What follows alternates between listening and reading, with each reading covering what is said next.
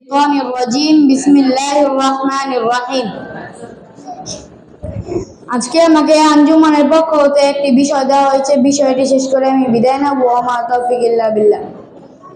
আসমানি কিতাব সমূহ মানব জাতিকে সঠিক পথ দেখানোর জন্য আল্লাহর প্রেরিত নবী রাসূলগণের উপর যে সকল কিতাব নাযিল করা হয় সেগুলি আসমানি কিতাব।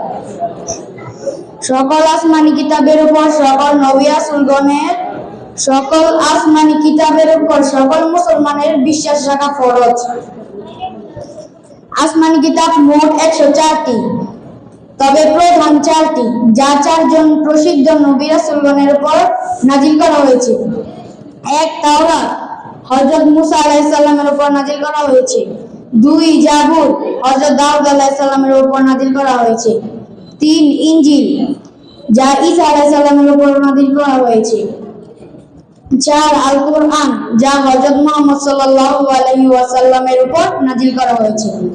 এর মধ্যে প্রথম 3টি কিতাব বিকৃত হয়ে গেছে, কিন্তু আল কোরআন কিয়ামত পর্যন্ত অবিকৃত অবস্থায় থাকবে, কেননা আল্লাহ তাআলা স্বয়ং এর হেফাজতের দায়িত্ব নিয়েছেন।